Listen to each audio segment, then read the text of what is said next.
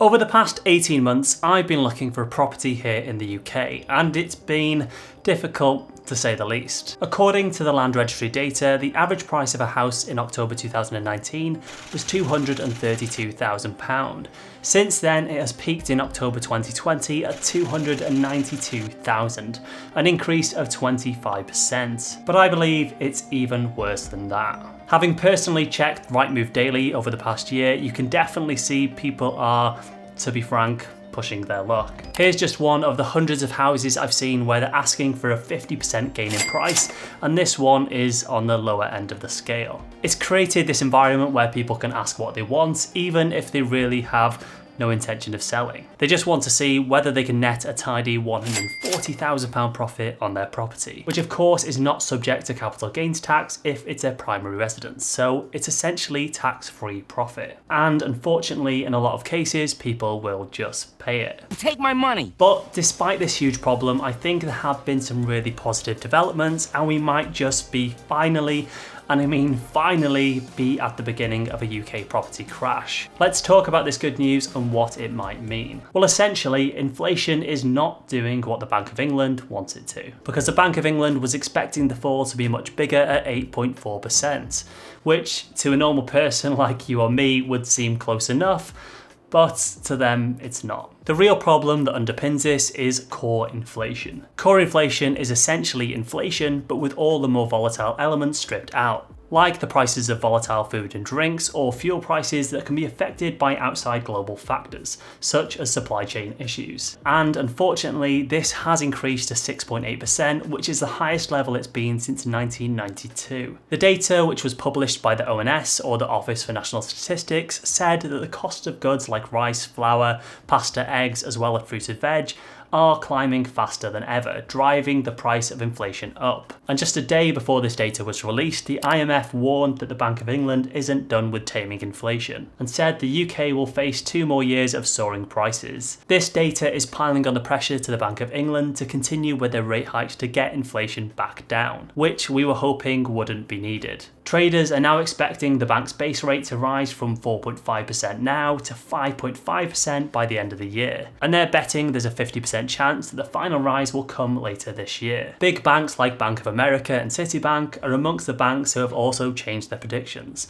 forecasting 3 more rate hikes. Following this data being released, the yields on government gilts have surged. Gilts are essentially how much it costs the government to borrow money, and that's measured in percent. This shot back up to 4.3% on 10-year gilts, which has not been seen since last year when Liz Truss did her disastrous mini budget that we all want to forget about. We have never had it so good. This is not good news for the economy, nor for mortgages. The reason why is when banks loan money to home buyers, they tend to hedge their exposure with something known as swaps. These are priced based on the current gilt rate. With them being high, it essentially increases the rate on the mortgages which they offer. No surprise that off the back of this, mortgage lenders were quick to pull their products from the shelves and stick them back on with their shiny new increased prices. With the average price of 2-year fixed deals from big lenders being somewhere between $1,300 and $1,400 per month. The average 2-year rate is climbing drastically, with the 5-year not being far behind, and we're seeing mortgage rates at the highest point they've been in the last 10 years. To make things worse, the next rate hike is very likely to happen this month, so it will get even more expensive. This is actually getting quite scary, because the amount of people hitting their renewal period is now huge. You can see this massive surge, and there's around 100,000 people each month in the UK coming up for their renewal,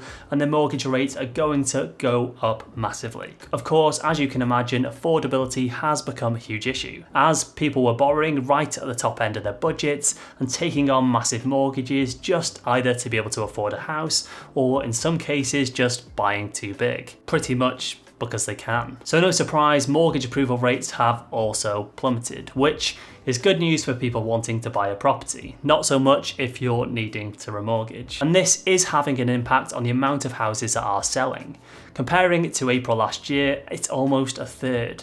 and even worse if you compare it to the sales in the summer last year. It's also now taking far longer to sell a house than it did before due to it being way less affordable for people. Prices are already dropping, and even Rightmove, who are famous for making things look better than it is, going off the listed price and not the sale price, are all in agreement that prices are going to drop much more than they already have. The really good chart to look at is how the price has changed year on year, because house prices can be also pretty seasonal. So what's very good news is the data for May shows we're actually into our first annual negative drop in house prices in over 10 years, which is down 3.4%. It's really good to be in this negative period because sometimes people report a drop in prices and really houses have only gone up 8% compared to 10% the month before. But this is actually a significant change, which is really good to see. I've been following the situation closely, but I didn't feel it was right to make a video before this, as there was some snippets of news I felt were kind of clutching at straws, and I was waiting for news like this to come out, so it felt worth making a video about it. And I want to talk about what we can expect over the next year or so. Well, the data I've actually just shown could be much worse than we think. What catches people out is there's actually an enormous time lag between conveyancing and the land registry completion, which adds another 6 months onto the typical time frame of how falls in prices are recorded. So we won't actually see the data from the deals being today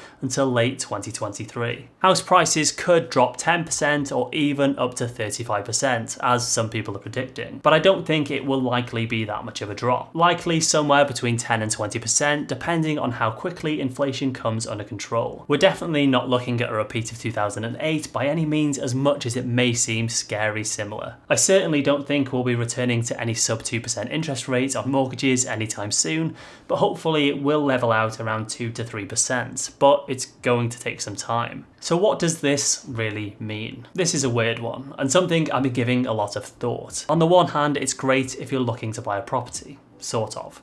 Prices coming down are good, but rates going up isn't. The positive to take away from this though is you're able to lock in the price of the property lower and your mortgage rate will eventually come down. So overall I would class it as a good thing. However, it's not really great news if you need to downsize anytime soon. Although honestly, you're probably already up. The people it will really hurt are the people who want to remortgage. But I think despite your position, a good way to think of it is this. Whatever happens, whether you're renting, buying your first home or paying your mortgage, we're all going to be subject to the same interest rates. Unless you plan to sell your house in the next year and downsize, your house will go up in value eventually anyway. And if you want to move house, sure, the larger house will go up more in value than yours, but at least yours has gone up too. The real thing to think about here, which was really nice, which was mentioned in a comment, was someone who said, I don't mind if my house goes down in price. At least it gives the younger generation a chance to buy a house. And as much as I may whinge and complain at the price of houses, I recognise I'm still in a much better position than a lot of younger people today. I think there's definitely some really good mechanisms to help, such as a lifetime ISA, potentially shared ownership and rent to own. But even so, if you rule out the minority who have managed to get fancy high paying tech jobs,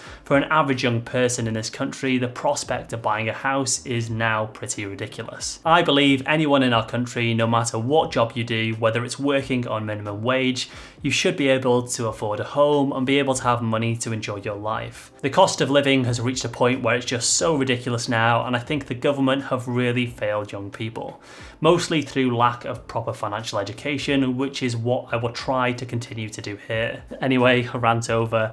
Let's enjoy the good news and let me know what position you guys are in, as I'll be fascinated to know. And I thought I would just throw this in. If you guys do want to celebrate, grab one of these crypto cards in the link in the description from CoinJar, who help support this channel. They've even given me a link where you can get some free cryptocurrency and you can literally use it to go and buy yourself a bottle of wine or a pizza or something. I know a lot of you aren't into crypto, but hey, it's literally free money.